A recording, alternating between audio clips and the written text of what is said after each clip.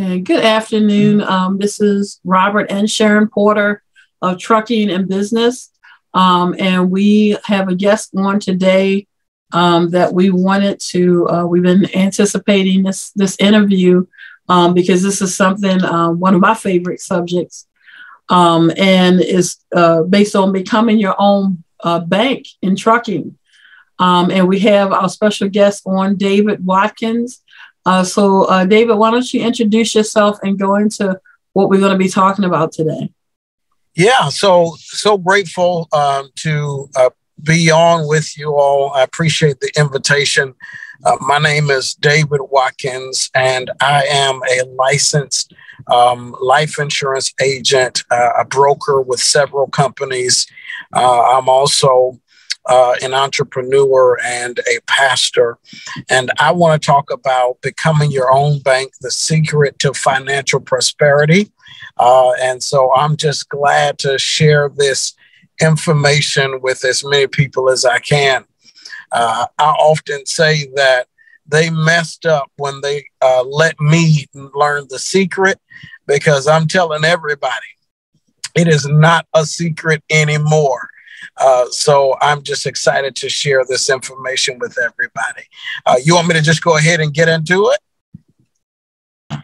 Yes, definitely. Go ahead and carry us right into it. Okay. Well, so one of the things that I have learned is that there is a secret to financial prosperity that wealthy people have been using for years. And that secret is called infinite banking. For years, infinite banking has been one of those taboo subjects because it's been viewed by many to be very complex in the ability to understand it. And so because of that, a lot of people have stayed away from the concept. But I want to try to be as simple as I can today with explaining what it is and how it works, so that the average and ordinary person can be involved in it. So basically, in a nutshell, the conversation of infinite banking is not a real bank. Rather, it is a concept. And this concept is based on the usage of life insurance as a vehicle where you can store your money. You can earn a guaranteed interest on your money. You can access your money anytime without the threat of penalties, taxes, and fees. And so, quite frankly, most of us are accustomed to using vehicles like mutual funds and 401ks and things like that for retirement preparation and also for certain returns on our money. But one of the things that wealthy people have figured out a long time ago, before most of us ever have, is that 401ks and mutual funds and those kind of vehicles are not the best resources to store your money in. And the reason why they're not the best resources to store your money is because those resources are tied to the stock market. And because they're tied to the stock market, you have the risk of having your money lost whenever the stock market takes a turn for the worse. Another reason why 401ks, mutual funds, things like that are not the best places to store your money is because, in addition to it being tied to the stock market, if you try to access your money before you turn 59 and a half, the government is going to pop your hand, right? And they're going to pop your hand with the threat of penalties and the threat of taxes and the threat of fees. And so if you've ever tried to get your money, you know that they're going to charge you a penalty for accessing it early, and then they're going to also charge you taxes. And so one of the things that the wealthy has figured out is what is the best place, and this is what all of us need to be considering, what is the best place to put my money where I can access it anytime without paying excessive penalties and taxes and fees? What is the best place to put my money where I do not have to worry about my money being taken by lawsuits, creditors, or some other external force? And what is the best place to put my money where I can earn a guaranteed return on my investment? You know, one of the problems with most of our retirement vehicles is that we end up investing into these things and we really don't know what we're going to have in retirement, right? You know, we can guess, we can hope, but the truth is that whenever your money is tied to the stock market, you can, hope for the best, essentially. But the blessing about these life insurance vehicles is that you know what you are going to have at the end of the day. So the concept of infinite banking is about a mutual dividend paying whole life insurance policy that guarantees you returns annually on your money. And those returns are compounding interest policies. And that is huge, right? It's huge because there is a difference between regular interest and compounding interest. And compounding interest makes the biggest difference in all of the world. I hope I was clear on that, and I can go further unless you got some more questions.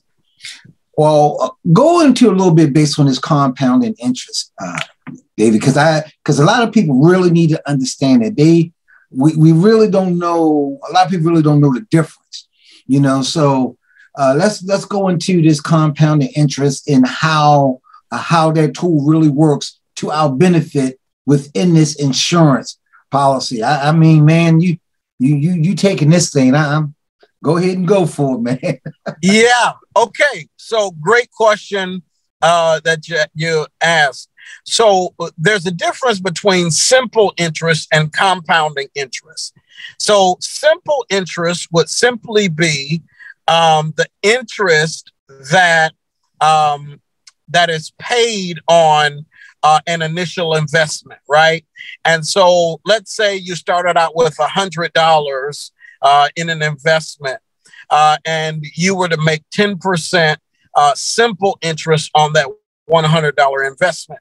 Well, that means you're going to make $10 for that year, right? And well, what happens is the next year with simple interest, they're going to pay you 10% on the initial $100. So for 2 years in a row, you get 10% on the $100 investment. Compounding interest is defined as interest on top of interest, which means that if you took that same $100 investment and you were promised a 10% return on it, by the end of the first year, you would have $110.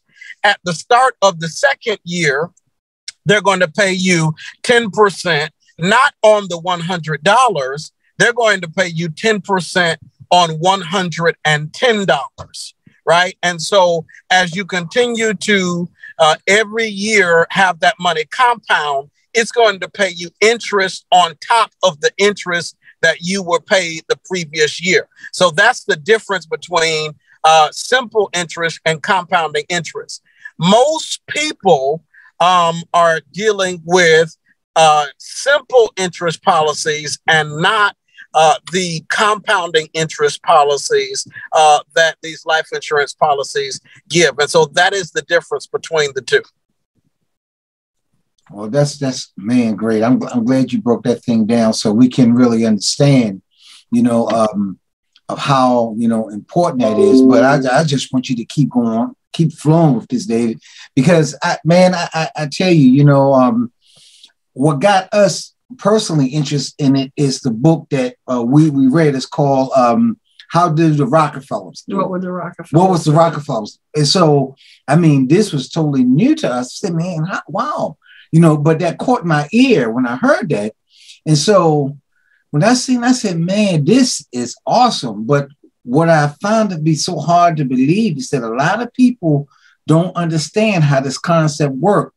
And then the thing is, the proof of the pudding, we actually had to do the same thing that we're talking about. And we went right to our insurance policy, and the money was there, and we was able to do some things that we needed to do in order to sustain ourselves when we had a major truck issue. So our truck was out for 2 months because we hit a deer, but we were still able to live the way we needed to live because that we had the insurance policy to be able to literally back us up for we had to do tax-free, the whole thing. I mean, it was just perfect. So we know personally that this thing, what you're talking about, is true. So let's keep rolling, David. Yeah, and let me add this too before you continue on, David. And I had said this on Clubhouse is that I know after like 3 months, we had about $3,000 available to us for us to be able to, to do some things, to pay off some bills, to be able to put money on a new truck or what have we. So, those funds were available to us in a very short period of time. Yeah, that's true. Yes, absolutely. So with most of these policies, your funds are going to be available within 1 week of your policy going active, right? So within 1 week of your policy being approved and issued, you are going to be able to access your funds. And as you have rightly hinted toward, many people don't even believe that this is true. But this is the way I explain it to my clients.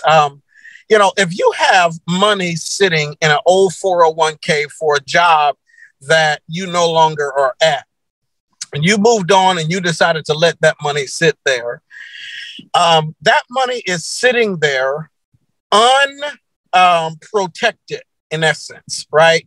Because I had a client once that got into an accident and was sued and, for a large amount of money, and they were garnishing her wages essentially for the rest of her life. You can get into an accident, be sued, and all of your assets are going to be wiped out, but they cannot touch your assets. And it is considered an asset when you have your money in one of these mutual dividend paying whole life insurance policies. As a matter of fact, these policies, when you invest your money into a bank turns around and invests your money into one of these policies. They're called bank-owned insurance is what they call it. If you look on a bank's tier 1 assets, one of the things that you'll find is these mutual dividend paying whole life insurance policies listed as a top tier asset for a bank. It is an asset for you. And it is an asset where you can store money in and not have to worry about that money being removed by way of lawsuits, creditors, debtors, or taxes. There are 3 thieves to retirement. 3 thieves to retirement. The first thief to retirement is going to be bank penalties and fees. That's the first thief to retirement. You know it if you got a bank account, right? You ever looked at your bank statement and you saw a processing fee or whatever fee? And if you've ever been broke like I have in the past, you've had an overdraft fee. That's because banks profit off of our banking with them. And there are certainly more fees than that. I'm just talking about in the very simple term, but even more so, there are fees whenever you access your money in some of these qualified accounts too soon before 59 and a half, they're going to hit you with a fee. It's called a penalty fee, right? And then they're going to hit you with a 10% or more tax. And that brings me to my second thief of retirement is taxes. Here's the truth. The truth is that when you retire, you can spend anywhere between 40 to 60 cents of every dollar on taxes, right? 40 to 60% of every dollar is going to be spent on taxes. Some experts would even suggest that it could be as high as 70%, depending on where you live. So let's just do a quick piece of math, right? If you were lucky enough to retire with $1 million in a qualified account, how much of that $1 million are you going to be able to keep?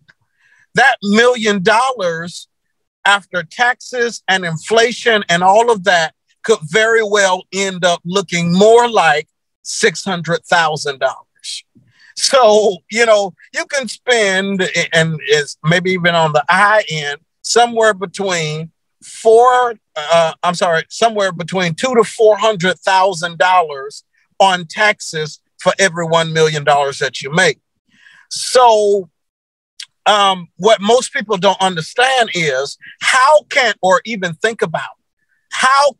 I avoid spending all of my hard-earned money on taxes in my retirement? That's the question, right? And here's the problem. The problem is they tax you putting it in there. They tax you if you want to get it early, and they're going to tax you when it's time to draw on it, even if you are beyond 59 and a half. So the smartest place to put your money is somewhere where it is illegal for the federal government to tax you on that money. You don't even have to report it. It is none of Uncle Sam's business where that money is coming from. And you can use it for whatever you want. You can access that money within 24 to 48 hours, right? All you got to do is fill out a form or make a phone call. And within 24 to 48 hours, that money is going to be in your account. Mm-hmm. The best thing ever. Best thing ever. And the thing about it, which you mentioned, David, is like you said, the wealthy have done this for years. You got the Rockefellers and the was it Rothschilds? Yeah. Vanderbilts, yes, thank you. Where the Vanderbilts have lost most of their wealth, where the Rockefellers still have it because they still use this concept. We call it cash flow banking, but they still use this concept today where they have, new kids is coming to the family. You got the grandkids and all that. Each newborn that they have coming to the family, what they do is they end up getting a policy on that child. And then they put all of this together. And then what happens is as the child gets older, that child might get into the age of where they're going to be going to college. So instead of mom and dad deciding to either have the child go and get a financial aid, where they going to end up owing a lot of money to, other entities, or what we would say, instead of them doing that, they go to the family have a meeting, and the child presents to them, okay, I want to go to college, or I want to open up my own business. They don't have to go outside of the family. And that's something that we have never been taught, especially as our culture, as the Black culture. We have not been taught that. So that's why I say this concept, and we're getting deeper and deeper into it, my husband and I, based on this. So this concept, we have to let people know about this because a lot of people do not know about it. It is truly a lifesaver, in so many ways, because it just gives us the confidence to be able to do what we need to do. Mm-hmm. We don't have to worry about credit checks. We don't have to worry about people going into your personal financial portfolio to see if they want to lend you money and going. I mean, it's just, I tell you, boy, I wish I had learned about this a long time ago, because if I had, you know, man, there's so many things would have been changed within, you know, our lives. But I mean, praise God, we know what, you know, we here now, and you know, this is just awesome. That's why this information that you're giving, David, is just so important, man. It's so vital, especially for within our industry, because we go through equipment quick. You know, within 5-6 years, we go through equipment. Like for us, we already set. You know, we waiting on our new truck to come. You know, and we have what, 2.5 years. The truck. I mean, we've had. Yeah, I mean, how many years we had? Yeah, probably about 2.5 years, maybe 3 years. But we have already put over 400,000 miles on that truck. Yeah. You know, and so because of what we do 6,000 miles a week, every other week. Yeah. So we do a lot of traveling. So us being able to keep new equipment in is very important. Yeah. You know, so you're absolutely one of the things that one of the things, my video cut off, I'm sorry. One of the things that I thought was quite impressive was that I heard a story of a guy who had one of these policies. And when he had one of these policies, he began to loan to real estate agents and real estate investors and things of that nature. And they would come to him for more money from these policies. And when they would come to him for more money from these policies, he had a conversation with the guy who kept coming to him. And what he would do is he would take out the money from these policies, loan it to this real estate developer to renovate these homes and things of that nature, and then charge an interest for payback. You know, and most people know this as these, you know, 90-day loans or things of that nature, or whatever the case may be. Well, he was funding these real estate these real estate deals from his infinite banking policy. And so the guy finally asked him, you know, hey, you know, how are you doing this? How do I become the bank? And the guy told him, hey, you need to get you one of these mutual dividend paying whole life insurance policies. This is how I am the bank. You know, I take it out of, you know, my bank quote. I loan it to you. I charge you a 15% interest. You pay me back. I pay myself back. I buy another one of these policies with the excess money, and I continue to make money, right? You know, and so there are people out there who are doing this and doing it in a very brilliant way. And it is a top tier asset in their portfolio that they are able to use to do exactly what they need to do. It is absolutely brilliant, you know, and how a trucker may use this is they can do the same thing, right? You know, you get you one of these policies, pay it monthly, semi-annually, or annually, or however you set it up. Fund it as much as you can. If you're going to be putting money in a bank account for maintenance cost, and if you're going to be putting money aside for, you know, trying to save up to buy a new truck, well, you know, it's simply just moving money from one place to another.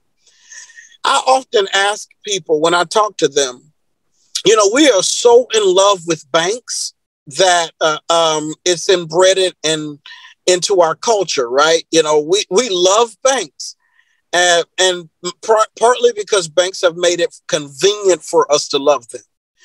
But here's the thing. If you're going to save $1,000 a month because you know you're going to have maintenance costs, right? And you're going to put it over in that bank, Wells Fargo, Chase, whoever, and they're going to pay you less than 1% return on your money. Let's say you got $10,000 sitting over there in that bank just in case an emergency happens, but they're going to pay you less than 1%. What happens if you go to that same bank and you took out a $10,000 loan? The repayment on that $10,000 loan could be anywhere between 4% to 30%. You know, it's what you're going to pay back. Now, you're saying, well, I got $10,000 sitting over here in an account. I'm only trying to get 10,000 or 20,000 or whatever. You're not even paying me 1%, but you're going to charge me this kind of amount. Well, if you got $10,000 sitting over in an account that's only going to pay you less than 1%, you can have that same $10,000 sitting in one of these life insurance policies, and it's going to pay you a guaranteed 4% plus an annual dividend, you know, and the annual dividend is going to be just above about 5%.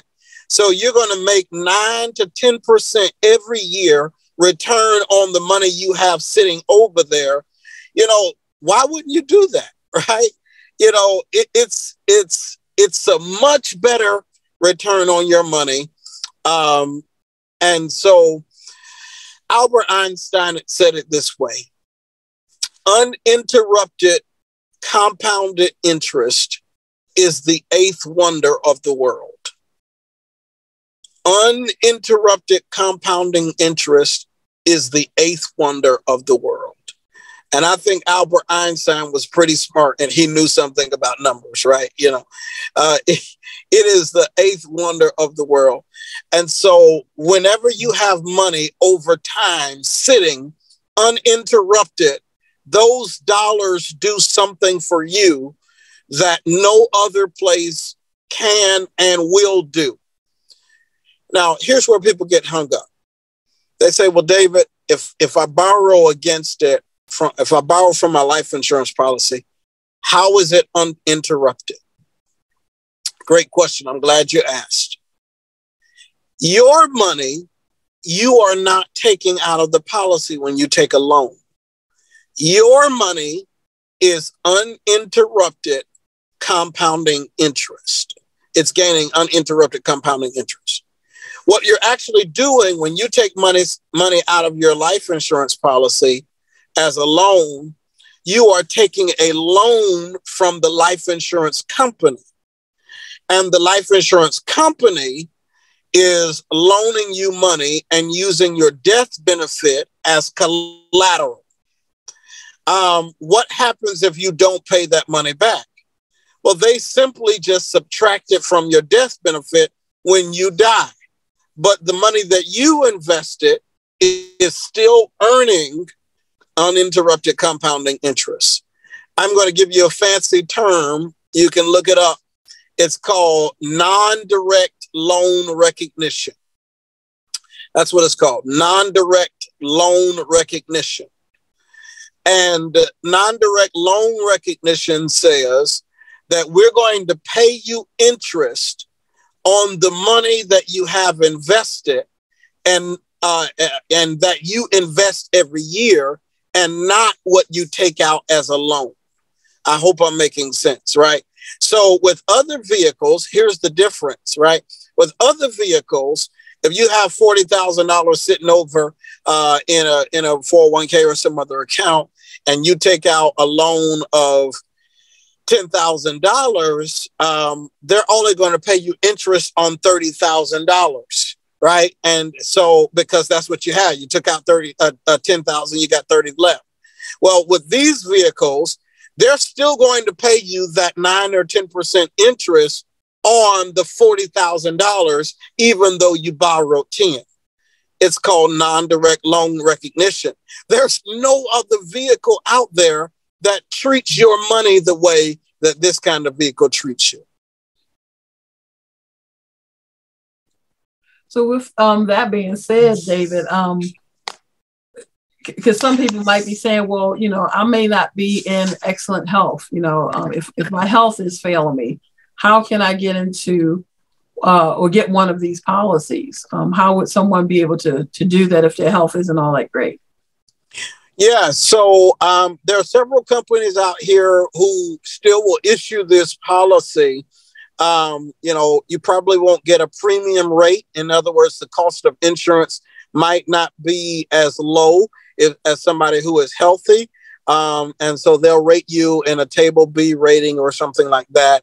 But if you absolutely cannot get one of these policies, then there is another option where you can get it just for the investment component of it. And you can get it if you're a business owner and you have an employee that you have insurable interest on. You can be the owner and the payer, and somebody else can be the insured. Or if you have a child, a son, a daughter, a grandchild, whoever that you have insurable interest on, or a husband or a wife, you can get one of these policies. There are three components to the policy, right? Or four, really. There is the insurance company. There is the insured. That means who the death benefit is on.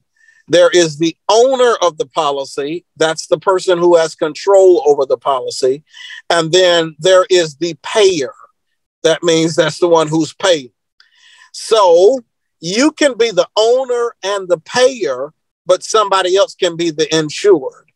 And if you're the owner and the payer, you then control the investment, and you can change beneficiaries or access the cash value or anything like that. And so if you got health challenges, I would still try for one of these policies because they will give it to you. They may give it to you rather, but they may give it to you at a higher cost of insurance. But hey, sometimes you got to be willing to accept being at the back of the line, but long as you get in the door, right? Right, and so right. This is how many of these insurance companies work. Absolutely. And again, that's how the Rockefellers do. Like I said, anytime there's a newborn in the family, they end up insuring that child. So the pot is bigger, which also takes me to the next question is, can someone overfund a policy?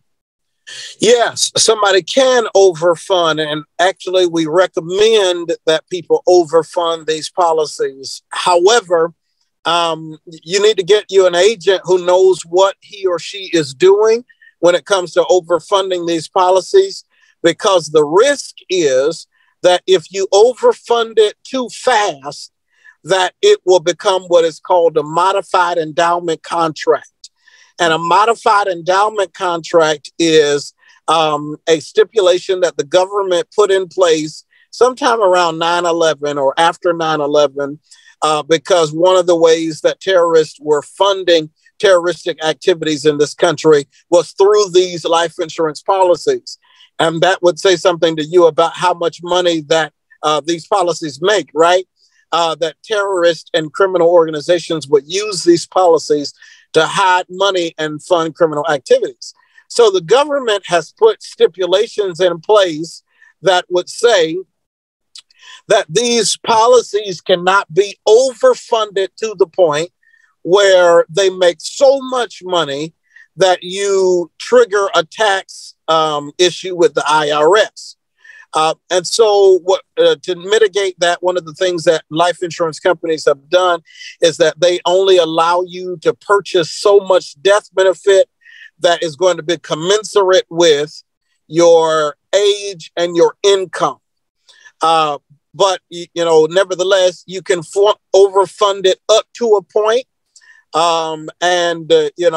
Overfunding it will allow you to essentially pay off the product faster, or just simply make additional money in the vehicle. So the answer to that is absolutely. Awesome. Did you have a question? Yeah. Well, now the question that I have is tools. How much would one of these policies Well, how much? Let me put it like this: how much money would you recommend to start one of these policies, and how much would you put in, like, to overfund the policy? Would you do like a $200 extra a month? I mean, how would that process work? Yeah, so great question. And the answer is it depends. It's going to depend on the capacity of the client in which I'm dealing with. It's also going to depend on how they would like to structure their policy. So, for example, I had a recent client, a pretty young man, actually, but he's about 45, 46. He had been working in the industry for about 15, 20 years almost, he almost started as soon as he got out of high school, had a great job. This guy had $250,000 in his 401k, and he was getting ready to transition jobs. So one of the things that we did was we did a single premium policy for him. He dropped the full 250 in at one time. His policy was paid up. He never had to pay another dime. But by the time that he retires, that 250,000 doubles. It'll become $500,000 in cash value that he's going to be able to draw on tax-free without penalty or fees. And he still has another 10 or 15 years left of working, right? Right. So, he's going to have another $200,000 or $300,000 if he does right, that he's going to be able to do what he wants to do. So that's that guy's case. Somebody else may be completely different. So here's my process for helping people determine what to put into these policies. I sit down with all of my clients. I explain to them how it works. I send to them a financial debt analysis. And what I'm looking for is I want to know how much debt you have, how much assets that do you have. Based off of that, I put together a strategy that says if you move X amount of dollars into this policy, we can pay off this debt, this debt, and this debt. And I list the debts that we can pay off faster than what you would, right? If you were doing it the way that you would do it. And then I say, now that we've paid off these debts in the first month or two or three, now whatever you were paying on these debts, pay it into your policy. We call it redirecting inefficiently used dollars. So my tagline is this: I can, number one, help you get out of all of your debt in 9 years or less without you spending any more money than you are already spending. And number two, I can make sure that whatever you are going to retire with, I can exceed that by going with my plan, right? I can reduce your taxes by at least 20 to 30%. I can increase the kind of cash flow you have coming into your house by 10 to 15%. I can increase the kind of money that you're spending in your lifestyle by about 10%, 10 to 15%. I can do all of these things, all while not having you spend any more money than you're already spending. So it's going to depend on what overfunding looks like for different people, but I can almost tell you what kind of results that I'm going to be able to get for my clients. Yeah, go ahead. I'm sorry. That's awesome. And we know that it can be done. So David, what is a way for someone that is interested in getting these policies, that they can get in contact with you to be able to start up something like this? Yes. So you can contact me at on my cell phone, 903-949-8341. My cell phone is all over this country right about now, so it's fine. You can email me at Watkins, Watkins, at investyourswaytofreedom.com. investyourswaytofreedom.com. Investyourswaytofreedom.com. You can find me on the website, same place, investyourswaytofreedom.com. I'd love to talk with you. Many people end up very skeptical about this. They don't think it's real. But whenever you sit down with me, I'm going to show you, people who have given me their permission to show their illustration, but real life clients in my book of business right now that are currently using this product that can testify to the power of this kind of product. Absolutely, absolutely. And we thank you for coming on today on Trucking and Business and adding value, because that's what we want to do to our audience, to be able to add value to them, to let them know that there are different ways that they can get in business and stay in business. So cash flow banking, as we call it, or infinite banking, as you call it as well, too, is definitely an excellent avenue for people to be able to do that. And again, we thank you for being on today with us, David. We're going to drop all of the information for David in our description. So with that being said, we say goodbye to you all and be safe. Thank you for having me.